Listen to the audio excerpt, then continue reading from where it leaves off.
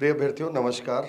आपका मेरे YouTube channel पर एक बार फिर से स्वागत है। जब से ये परीक्षा लगातार नज़दीक आते जा रही है, बहुत सारे अभ्यर्थियों के ऐसे प्रश्न आ रहे थे मेरे पास कि सर वास्तव में किताबों को कैसे पढ़ें? किस तरीके से हमें किताबें पढ़नी चाहिए? तो देखिए किताबों को पढ़ने का आप कई बार महसूस करते होंगे कि आप पूरा-पूरा समय किताबों के सामने बैठे रहते हैं, लेकिन उसका कुछ आउटकम आपको नहीं मिल पाता, उससे आप कुछ सीख नहीं पाते।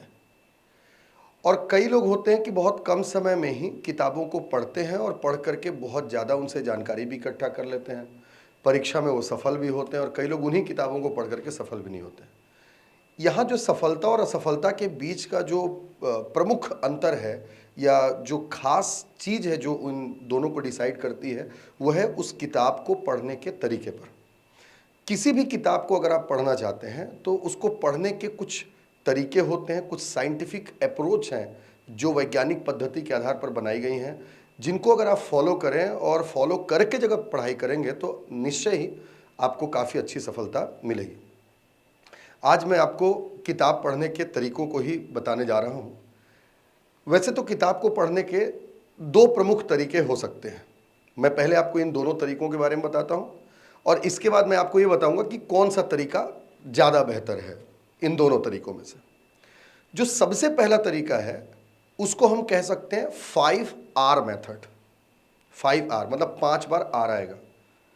पहले आर का मतलब है रिव्यू, दूसरे आर का मतलब है रीड, तीसरे आर का मतलब है रेस्ट, चौथे आर का मतलब है रिसाइट और पांचवें आर का मतलब है रिकॉल। ये 5R मेथड है। इसमें जैसे हम देखते हैं, सबसे पहला है रिव्यू। आमतौर पर हम किताब पढ़ना शुरू करते हैं और हम कहाँ से पढ़ना शुरू करते हैं? चैप्टर 1 से, या जहाँ से उस किताब के कंटेंट शुरू हो रहे हैं वहाँ से हम पढ़ना शुरू करते हैं, जबकि ये तरीका बिल्कुल ही गलत है। हमें किताब को पढ़ने के लिए सबसे पहली शुरुआत रिव्यू से होनी चाहिए। और रिव्यू का मतलब होता है पूरा अवलोकन, पूरा ऑब्जर्वेशन, पूरी किताब को एक बार देख लेना। फर्स्ट पेज जहां से इंडेक्स लिखा हुआ है, उस इंडेक्स से लास्ट पेज तक एक बार पूरी किताब को एक बार एक नज़र गुजारना। क्योंकि कई बार जब हम चैप्टर से पढ़ना शुरू करते हैं तो जो राइटर होते हैं, संपादक होते हैं किसी भी किताब के, वो जो प्रीफेस लिखे होते हैं, प्रस्तावना जो लिखे होते हैं, उसी में वो सारी किताब के सार को लिख दिए होते हैं और कई बार हम उसको नहीं पढ़ते, जिससे किताब का जो केंद्रीय बिंदु है, जो मूल विचार है, वो हमें समझ में नहीं आता और हम पूरी किताब पढ़ लेते हैं और हमारे पास कोई भी ज्ञान नहीं रह जाता। इसलिए सबसे पहली शुरुआत होनी चाहिए रिव्यू। रिव्यू में आपको फ्रॉम इंडेक्स यानी first page till last page, मतलब अंतिम पन्ने तक पूरा एक बार सरसरी तौर पर पढ़ना है। ये फर्स्ट स्टेप है उसका। इसके बाद आता है रीड। जब एक बार हमने पूरी सरसरी निगाहों से उसको गुजार लिया तो अब हमको पढ़ना है और अब रीड करना है। रीड करना है, पढ़ना है, इसका मतलब क्या हो गया कि अब इसमें आपको चैप्टर वाइज, जहां से किताब का मेन कंटेंट शुरू है उसको आप चैप्टर वाइज पढ़ना शुरू करें। जैसे चैप्टर 1, चैप्टर 2, जैसे मान लीजिए संविधान आप पढ़ना शुरू करते हैं तो संविधान की शुरुआत कहां से हो जाती है कि संविधान के निर्माण से शुरू हो जाती है। तो आप संविधान का निर्माण पढ़ें, ठीक। संविधान के निर्माण के बाद संविधान का लागू होना पढ़ें। संविधान के लागू होने के बाद से आप संविधान के भाग पढ़ें, अनुच्छेद देखें, उसके बाद अनुसूचियां देखें, फिर आप पार्ट 1, पार्ट 2 ऐसे करते पार्ट 22 तक आप उसको डिटेल करें।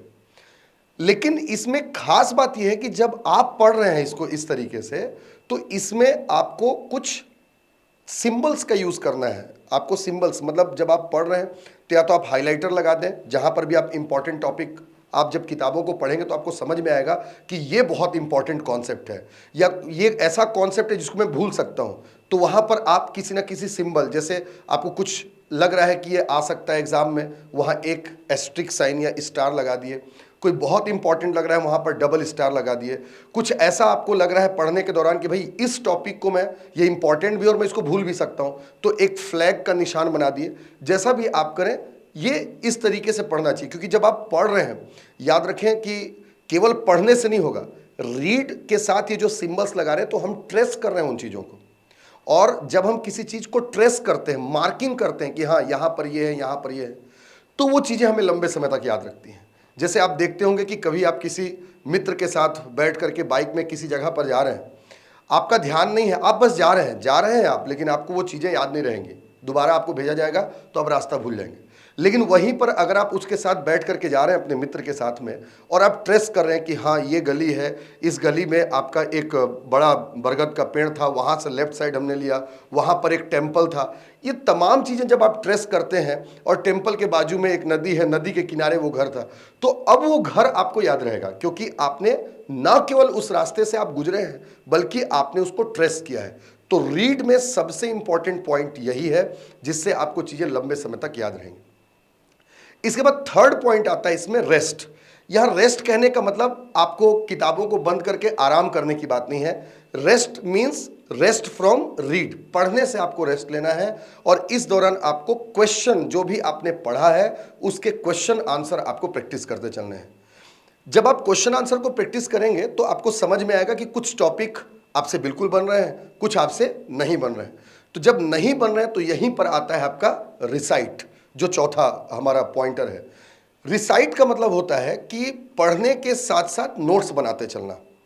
जैसे हम रीड वाले में चैप्टर में जब हम देख रहे थे, तो रीड में हम क्या कर रहे थे, जो हम पढ़ रहे हैं उसको हम ट्रेस कर रहे हैं।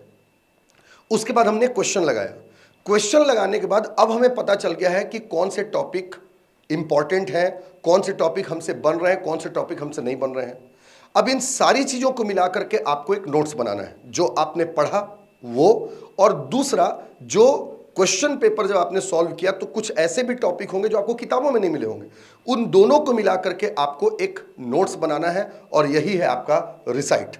नोट्स बनाने के लिए बहुत सारे तरीके हो सकते हैं, जैसे कुछ लोग लिखते रहते हैं पैराग्राफ में। नोट्स बनाने का सबसे गलत तरीका है पैराग्राफ में बनाना, क्योंकि अगर आप पैराग्राफ में कोई चीज़ लिखते हैं तो वो चीज़ें आपको लंबे समय तक याद नहीं रह सकती। इसलिए नोट्स जब भी बनाएं, या तो आप पॉइंट वाइज नोट्स बनाएं, पॉइंट 1, पॉइंट 2, पॉइंट 3, ऐसा पॉइंट डाल करके आप नोट्स बनाएं, तो पॉइंटर जो होते हैं वो ज़्यादा समय तक याद रहते हैं। या आप फ्लो चार्ट का यूज़ कर सकते हैं, फ्लो चार्ट के माध्यम से भी आप नोट्स बना सकते हैं। एक बहुत बेहतरीन चीज़ होती है इसमें थॉट मैपिंग। थॉट मैपिंग मतलब जैसे जो भी चीज़ें आप पढ़े हैं, जो भी इंपॉर्टेंट, जैसे आप प्रेसिडेंट मतलब कॉन्स्टिट्यूशन पढ़ रहे हैं, कॉन्स्टिट्यूशन में आप प्रेसिडेंट के बारे में पढ़ रहे हैं, अब आप भूल सकते हैं, तो प्रेसिडेंट से जुड़े हुए आर्टिकल्स को आपने पॉइंट वाइज लिखा, और जहाँ पर भी आप के मिरर के सामने, आप जहाँ पर सोते हैं वहाँ पर, जहाँ पर आप पढ़ते हैं उस स्टडी टेबल पर, वहाँ पर आप लगा सकते हैं। This is called thought mapping. और ये सबसे बेहतरीन तरीका होता है जब भी आप नोट्स बनाते हैं, मतलब नोट्स किताबों की बजाय अगर दिमाग में बने तो ज़्यादा बेहतर होगा। और दिमाग में कोई चीज़ कब रहेगी, जब वो बार बार स्ट्राइक होगी। तो ये होता है रिसाइट, इस तरीके से आप रिसाइट कर सकते हैं। और लास्ट जो सबसे इंपॉर्टेंट चीज़ है, जो पांचवी चीज़ होती है, वो है आपका रिकॉल।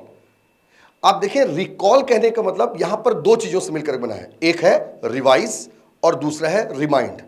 रिवाइज कहने का मतलब साइंटिफिकली प्रूवन है कि जब भी हम कोई चीज़ पढ़ते हैं या सुनते हैं तो उसका 1/3 हम उसी दिन भूल जाते हैं, और अगर 3 दिन हम उस चीज़ को ना पढ़ें तो लगभग सारी पढ़ी हुई चीज़ें हम भूल जाएंगे।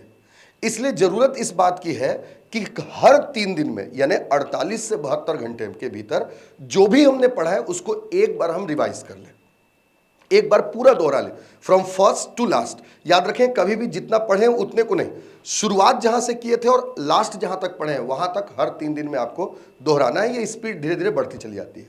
और साथ ही साथ आता है रिमाइंड। रिमाइंड मतलब आपको यहां पर किताब देखने की जरूरत नहीं है, और ये हर दिन, हर 24 घंटे में एक बार आपको रिमाइंड करना है। मतलब जो भी आपने दिन भर में पढ़ा या पिछले 2 दिन में पढ़ा, जिस दिन आप जो भी चीज़ पढ़ रहे हो उसको शुरुआत से लेकर आज तक एक बार याद करने की कोशिश करें कि जो आपने पढ़ा है वो चीज़ आपको याद है या नहीं है। This is called remind. और अगर आप इन 5 लेवल्स पर इस 5 आवर्स को अगर अपना बेस बना करके तैयारी करते हैं और पढ़ाई करते हैं तो निश्चय ही वो किताब आपसे बात करने लगेगी। और याद रखें, सफलता आप जब किताब को पढ़ रहे हैं तो उससे नहीं मिलेगी, जब किताब आपसे बात करने लगे, किताब आपको बताने लगे कि मेरे अंदर क्या चीज़ लिखा हुआ है, तो आप समझ लीजिए कि आप सफल होने लगेंगे। सारे सफल लोग इसी तरीके से तैयारी करेंगे और करते हैं। पढ़ने का तरीका थोड़ा सा चेंज करने से हमको सफलता काफ़ी नज़दीक दिखाई देने लगेगी। ये सबसे महत्वपूर्ण तरीका था। इसके अलावा एक तरीका और भी है जिसको हम शॉर्टकट भी बोल सकते हैं। अब इसमें इसको हम 3R कह सकते हैं। 3R, पहला 5R था, ये 3R है। 3R में एक हो गया आपका पहला फर्स्ट रीडिंग, दूसरा सेकंड रीडिंग और तीसरा थर्ड रीडिंग। मतलब 3R में first reading, second reading and third reading. First reading बिल्कुल वैसे ही एक नॉवेल, जैसे आप देखें हम जब कोई भी कॉमिक्स पढ़ रहे हैं या अपने पसंद की कोई किताब पढ़ रहे हैं या कोई हम मूवी देख रहे हैं जिसमें हमारा इंटरेस्ट है, तो हमें वो चीज़ भूलती नहीं है। उसी तरीके से जब हम कोई भी प्रतियोगी परीक्षा या किसी भी किताब को पढ़ें तो सबसे पहले उसमें इंटरेस्ट क्रिएट करने के लिए उसे एक नॉवेल के जैसे पढ़ने की कोशिश करनी चाहिए, एक उपन्यास के जैसे पढ़नी चाहिए। यानी ओवरव्यू, ओवरऑल आपको पढ़ाई करना है, लेकिन इसमें आपको ये नहीं दिमाग पर स्ट्राइक करना है कि मुझे ये याद होनी चाहिए या मुझे एकदम ये रटा जाना चाहिए या इसके हर पॉइंट्स मुझे याद रहने चाहिए, ऐसा बिल्कुल नहीं करना है। जब फर्स्ट रीड आप करेंगे उस दौरान केवल आप नॉवेल के तरीके से पढ़ें, उपन्यास के तरीके से पढ़ें, मतलब बिना फियर के आप पढ़ाई करें, फियरलेस पढ़ाई करें। इसमें आपके दिमाग में कोई स्ट्रेस नहीं होना चाहिए। जो किताबें पढ़ेंगे आप उसमें आपको इंटरेस्ट क्रिएट करने के लिए ये पॉइंट होता है। सेकंड रीड, जब आपने एक रीडिंग मार लिया है तो जब सेकंड रीड आप करने जाएंगे, सेकंड रीडिंग, इस दौरान आप चैप्टर टू चैप्टर पढ़ें और चैप्टर टू चैप्टर पढ़ करके आप प्रॉपर उसका नोट्स बनाते चलें। नोट्स बनाने का तरीका वही होगा जैसा मैंने आपको पहले बताया था। और जब ये दोनों रीड हो, दो बार जब रीडिंग हो जाए तो लास्ट में आते हैं थर्ड रीडिंग। और थर्ड रीडिंग में इससे जुड़े हुए क्वेश्चंस, इसको रिवाइज करना और रिमाइंड करना, ये चीज़ें अगर आप करते हैं तो किताबें आपसे बात करने लगेंगी। और जैसा कि मैंने कहा कि जब किताबें बात करें ना, सफलता तभी मिलती है। प्रिय अभ्यर्थियों, पढ़ने के किसी भी किताब को पढ़ने के ये दो सबसे महत्वपूर्ण तरीके हैं। जैसा कि आपने देखा कि लास्ट वाले जो सेकंड तरीका मैंने आपको बताया उसमें आपका इन्वॉल्वमेंट कम है और जो पहला वाला तरीका है उसमें इन्वॉल्वमेंट ज़्यादा है।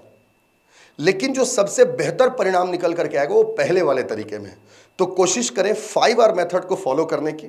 जब आपके पास समय कम हो तो आप बेशक 3R मेथड तक जा सकते हैं, लेकिन अगर 5R मेथड को अगर आप फॉलो करते हैं और उसको पढ़ करके अगर आप किताब पढ़ने की कोशिश करते हैं, उसको ध्यान में रख करके नोट्स बनाते हैं, तो निश्चय ही सफलता आपके बेहद करीब होगी। उम्मीद करता हूं कि आपको ये पूरा जो बुक को पढ़ने का जो तरीका था आपको पसंद आया होगा और अपेक्षा करूंगा कि आप फॉलो करें इसको। और निश्चय ही अगर आप इसको फॉलो करते हैं तो ये आपके लिए एक बहुत महत्वपूर्ण शस्त्र साबित होगा आपकी परीक्षा के दौरान। धन्यवाद।